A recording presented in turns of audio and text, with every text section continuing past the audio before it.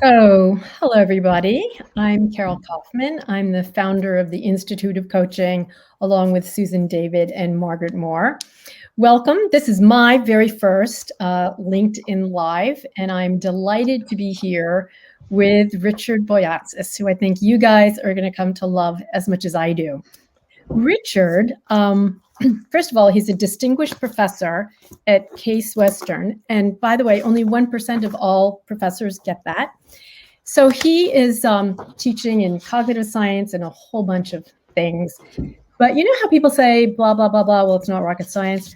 Richard actually is a rocket scientist as well, started out at MIT with aeronautics and astronautics. So he actually is a rocket scientist. He also has started the very first coaching lab in the United States or beyond, along with Melvin and Ellen, I can't remember her name, sorry. And they're just doing wonderful, wonderful studies. But here's something I told Richard I would embarrass him, and this is it. Richard, if I think of all of the people, I know a lot, and all of the researchers and theorists, etc., and I know a lot. If I think of who is the one person who has influenced and empowered my ability to be an excellent coach, it is you. And the next person is far behind. And one of the things that really was powerful for me is, your intentional change theory and coaching with compassion. So could you share some of your wisdom with us and start with either one of those, either intentional change theory or your research on coaching and compassion?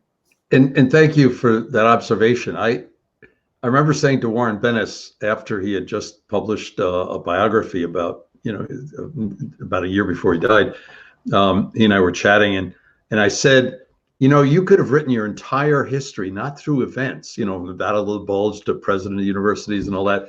You could have written in terms of key relationships, because, that's why what you just said is very touching, because I think each of us, I mean, I can explain it here and there throughout this thing in terms of with me, but when I left aerospace, I was really lost. I didn't want to go back into the restaurant business, which my parents immigrated from Greece. That's what every male I knew on this side of the Atlantic did. I didn't think I was quite good enough, although it had helped me put myself through MIT to play music professionally.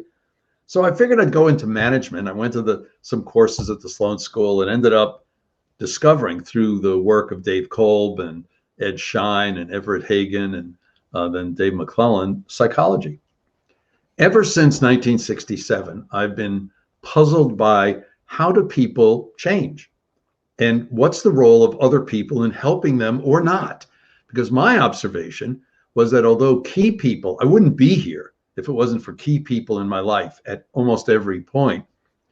I also recognize the fact that most of the people in those roles, whether as managers or physicians or nurses or teachers or therapists, but aren't very good at it.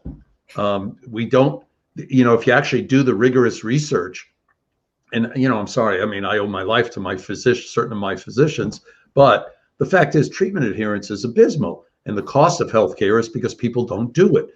Well, I'm about to talk about, I think we've uncovered why most people don't do what their physicians or nurses say.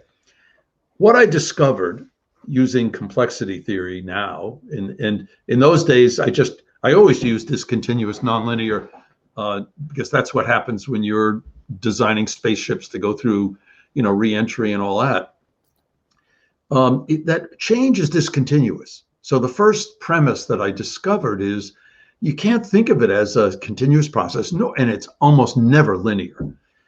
So then what are the moments of emergence? What are the moments that pop into your consciousness or awareness that are key to the people who don't just change, but who sustain the change for more than 3 months? Because that seems to be the killer point, or the cutoff point, I should say.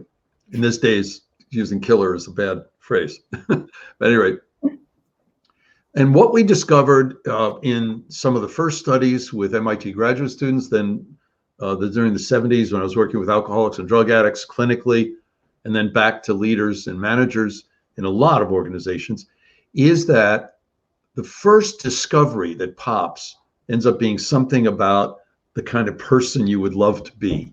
What do you think of you as your purpose in life? What do you think of, what's your personal vision? What's your dream? Not goals, your dream. The second discovery, if you have that, and if you don't have that, there's less than a 5% chance that you'll get to the second stage, which is why I think so much education and training and development doesn't really work very well, because human behavior is distributed by a power curve. Anyway, I don't want to go into that much detail. The second discovery is, how do you come across to others, which is what I call the real self, because it's not what you think of yourself. That's delusional. The question is, how do other people experience you? And then the instantaneous outcome of the first discovery is a sense of vision or dream. The outcome of the second discovery is a personal balance sheet, comparing against the ideal self. Then the third discovery is some learning agenda, which I have to be very careful. This is not a performance improvement plan. And this is not things you should do, like exercise more and lose weight. This is stuff you are joyfully excited about trying. And most of the time, it specifically gets you closer to your vision, working off of your strengths, and it may or may not involve improving on a weakness. It almost never involves anything more than one. Then you move toward the actual implementation, which turns out people first experiment. Well, do I really want to act that way or feel that way or see things that way? And then once you sort that out, you start to replicate it and you start to practice. And all of that happens in the agar of, or the context of, caring relationships. And those caring relationships and the dream are the two things that we now have through our fMRI studies and the hormonal studies. We have evidence spike a person or invoke a person into a neurological hormonal state where they're open to new ideas and people. And that state, which technically in my theory I call the positive emotional attractor, but Melvin Smith and I started writing about this in 2003, that when you help someone into that state, we call it coaching with compassion, because you're coaching, it's use of the term compassion, not in the sense of feeling for others in pain only, but a more Confucian interpretation of just caring for others. And we started contrasting it back in 2003 with what happens most of the time when people try to help you. They're well-intended, and whether they're a therapist or a manager or a physician, nurse, cleric, rabbi, minister, priest, imam, or a parent, they may be well-intended, but they typically urgently want to fix you. And as soon as somebody comes at you with what you should do, it feels mildly to extremely like you're being in the presence of a helping bully. And that's why we have called that coaching for compliance. And we can show 30 minutes of talking about your dream versus 30 minutes of talking about what problems are you encountering and what could you do better, make all the difference in the world about eliciting a more open state of mind and what we call renewal, rebuilding your body and overcoming the ravages of stress with the coaching with compassion. And 30 minutes of how are you dealing with your problems, what could you do differently, does the opposite. It literally closes us down.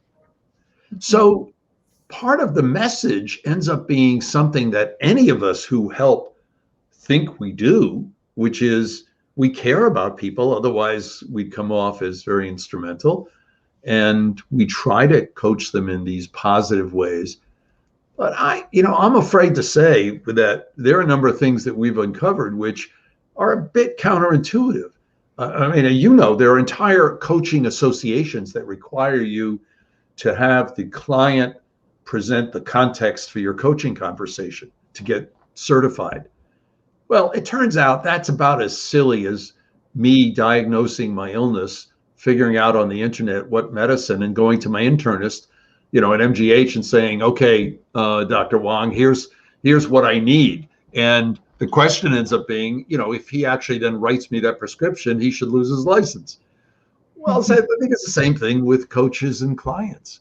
I mean, it's not that you don't take their presenting problem at some point, but the idea is the context shouldn't be a problem. The context should be the dream or purpose, and the caring, and that when it is. I interrupt you because you've done some really cool stuff. So first of all, we have the intentional change theory that you just described, which is who do you want to be? You know, rather than what does your organization want you to do? It's like, okay, that's important, but what do you want? What's your, if you were a 10 out of 10, who would you be? You know, and then like, well, who are you now? And then what are you doing right? You know, what are you doing right? What are you doing right? And one of the things you didn't describe right now is when Richard was describing about having a half hour of one kind of coaching or a half hour of another kind of coaching, they actually, tell me if I get this right, put people in fMRI machines. So when he's saying they kind of this and that, he's not sort of going, hey, this and that. He's like, we put people in fMRIs, they heard the voice of the compassionate coach and parts of the brain lit up that are related to reward and whatever. Then you take the people who say, what does the organization want from you and how can we help you do that? Put them in the machine, they hear it and threat centers light up. So what Richard's talking about, back to the rocket science part of Richard, there's tremendous stuff about this. And since we'll only get around 15 more minutes of Richard and you want to know more, which you will, you can go to our instituteofcoaching.org. We have some, Richard's been, he's given us some keynotes. There's the famous keynote where he crawled across the stage. You can go look for that one. And wonderful material, some of his papers and interviews. So if you want to get more of Richard. The other thing I just want to say, Richard, you may not know, but there's sort of a stream of things going on. People are calling in from Istanbul, from Japan, lots of London. People are saying, I love ICT, and they know it. People from, anyway, all over the world right now being drawn to you because of your wonderful work, which, again, has a lot of brain, but has a lot of... Yeah. So I was very, I mean, I opposed online learning because I teach relationships and emotion. And then finally, it was about 8 years ago, I finally said, okay, the innovation has to come from the faculty. It's not going to come from administrators. And the president of CASE asked me to do one of our first MOOCs. So I designed this MOOC with a lot of exercises, 10-minute videos, Coursera thing, but everyone has an exercise where you either reflect or talk to people. And I thought, you know, it'd be great if we had 40,000 people sign up for it. 110 signed up for the first run of the course. I mean, I checked a few weeks ago, and I think there's 1.3 million that have taken the course from all over the world. So, wow, it's touching. These messages are touching something that people feel makes so much sense. And, you know, I remember in the 90s when I started to really shift away from goals and discrepancies as motivating forces to starting to realize that the dream was and caring relationships were far more powerful because they invoke both hope and compassion, two very, very key emotions. And I remember some top executives saying, wait a minute, how can I focus on what people's dreams are? Suppose their dream is not to work here. And my answer was, then they don't now. Anyway. So you know, one thing that really stuck with me, and we've got a lot of leadership coaches here, which is one of the things that revolutionized my practice is your approach to 360s. Can you talk a little bit about how you do a 360 with a top leader? Well, I think that when somebody wants to look at how they're coming across to others, they have to see themselves on video during interviews or meetings or simulations. And I usually reserve that for those of our graduate students or executives that are under 40 or under 38. Once you're over that, you probably have a lot of data already. And I think a 360 can be very powerful. But what we have to realize is that as soon as you put data or feedback in front of somebody, everybody goes into a defensive mode. We actually invoke the sympathetic nervous system, and we start to compromise our both cognitive and emotional and perceptual ability. I mean, a study was done in England where they sprayed in people's nostrils epinephrine to stimulate the stress response and oxytocin to stimulate the renewal of the parasympathetic. And what they showed was that most of us have peripheral vision. If you stare straight ahead, move your hands out till you just stop seeing them, it's about 180 degrees for most people if you keep forward. Well, when they sprayed epinephrine, it went down to 30 degrees. So stress helps us by enabling us to focus. But in focusing, we're eliminating all this stuff out there, which is awareness of what's going on in the natural environment and other people. My wife points out that my ability to focus tunes her out way too often. And those are the kinds of things that happen. So, we need stress to function, but let's just be clear, at the levels that we're exposed to, even pre-COVID, it's way too much. And it's damaging. We're functioning more under impairment. So the dilemma that we have is when we try to help someone, do we try to invoke this more, for shorthand, we'll call it renewal or positive emotional attractor, or do we invoke the negative? I would contend that part of our job as a coach is to regularly bring somebody back into the positive emotional attractor state.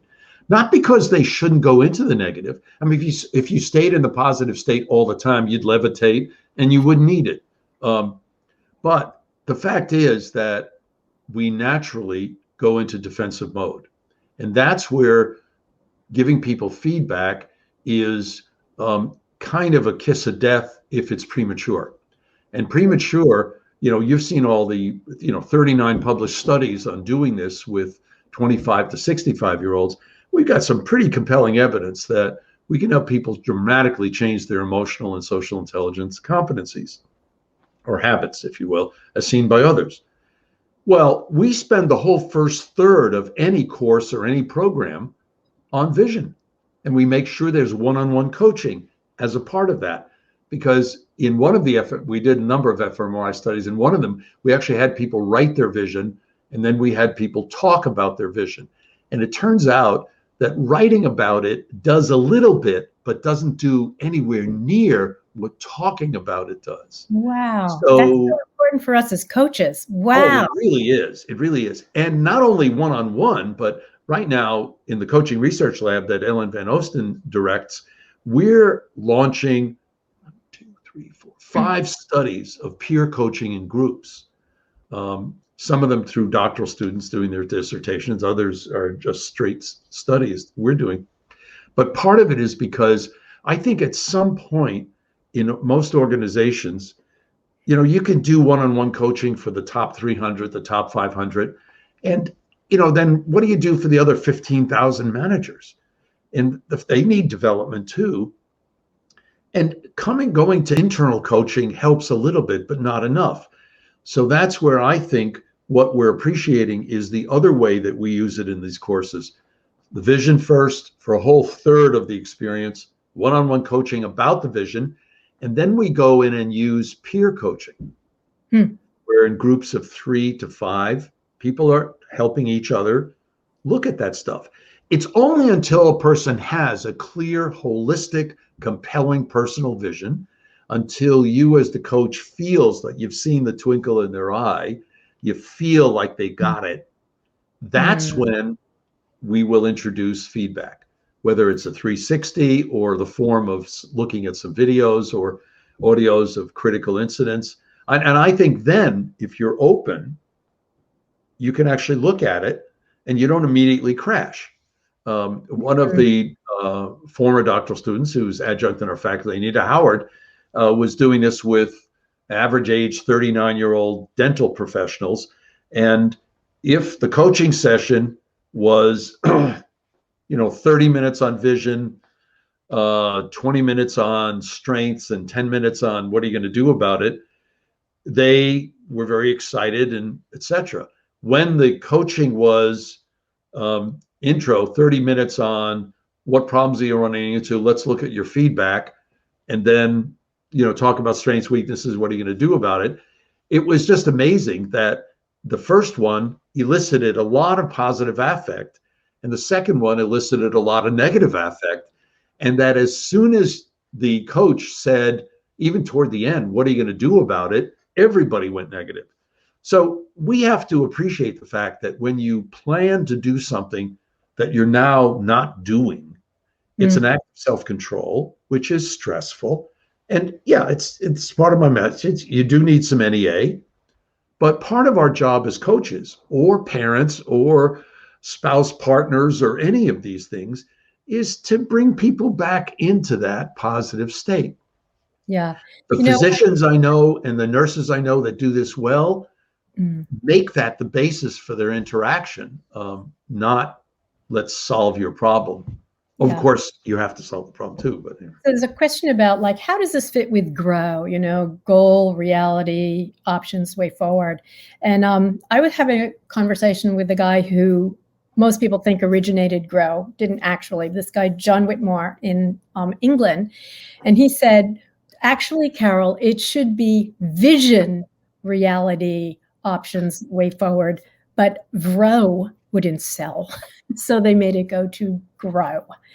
One other thing, Richard, that you have talked about that really... And I would say, as long as the first part is vision, as John suggested in his latter thoughts about it, because all too often people think it's goals. Right. And while goals have a function, we now have not mine, but other people's neurological studies showing that when you talk about specific goals, you actually cue the person into the stress response. Yeah. So stress response, one thing that you talked about, this may feel like an aside, but it actually has helped me a ton, is when you talked about sort of stress and renewal. One of the things you said, so relevant to COVID times, is you said that in some ways, big stresses we're sort of more equipped for. But what really kind of wears down our neurological experience is the, where's my phone? Or, oh my goodness, I forgot this. Can you tell a little bit about this? Yeah, I think the real drag on us is the chronic impact of annoying stress. Someone cuts you off in traffic, you can't find your phone, you forgot to make an appointment with, your card servicing person. And those are the things which pile up. And the data is very, very strong that anybody in a professional or managerial situation or helping, healthcare workers, we get an extra dose on top of that, which McClellan called power stress, because we feel responsible. So all of that adds up to medically, the definition is strain. And the fact is that, Dan Goleman and I developed this test about 5 years ago. The study's coming out this month, the whole series of studies looking at everyday stress and renewal activities and showing something that I've talked about for a long time, but now we have the clear evidence that the frequency of briefer moments of renewal is key.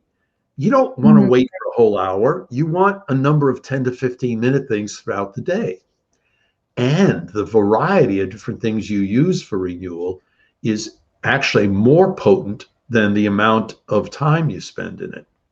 So while we can encourage people to meditate and do yoga and pray, we also want to encourage people to help others less fortunate. We want them to feel hopeful. That's why they shouldn't watch the news on TV. We want them to do a wide variety of things during every week, because that's what enables us to rebuild ourselves and be excited.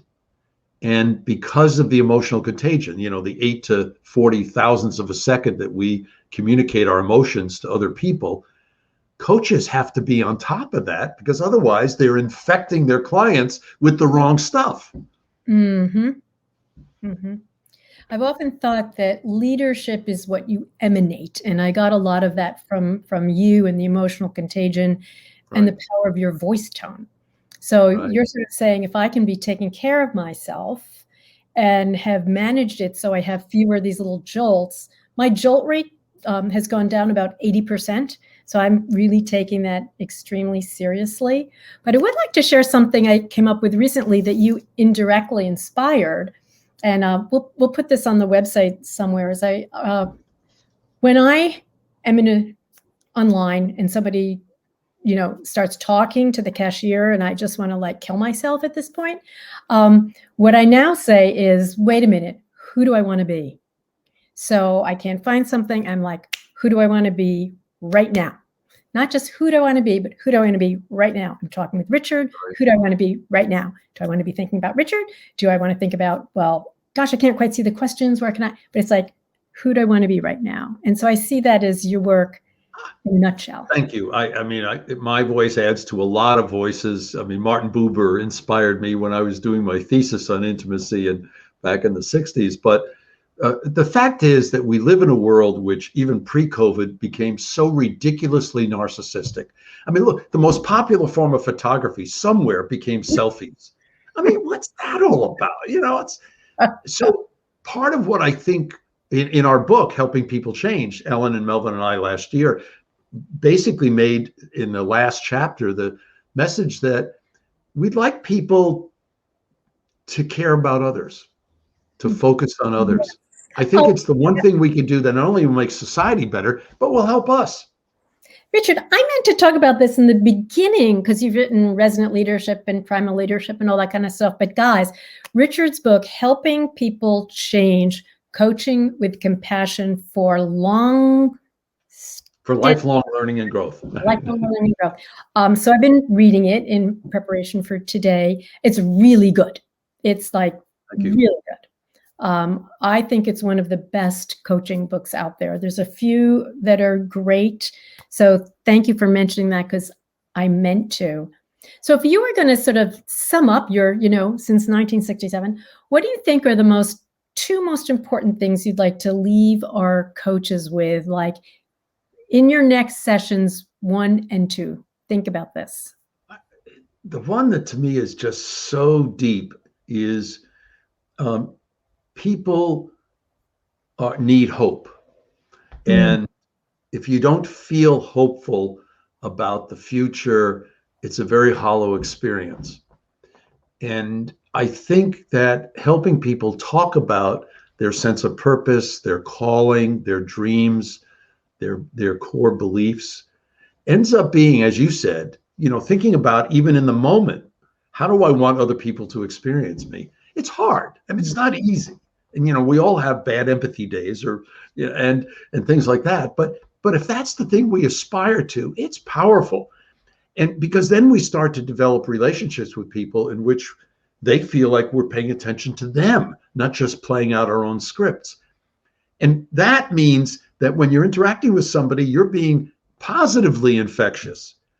And I've observed that, and we have a lot of research data now showing when people do that, you start to find in your families and in your communities and at work, people able to come together and do things otherwise you never thought were possible. That's wonderful. So for all of us, how to absorb that, to think about our ideal self. What are we doing to be ideal coaches? And from that, getting a sense of hope. That's really very beautiful, Richard. So I want to thank you for being here, for being so generous with the Institute, with all of your keynotes and sharing papers with us. And we hope to have you back. And just thank you for being you and everything you've given to me. And now I hope to our group of people.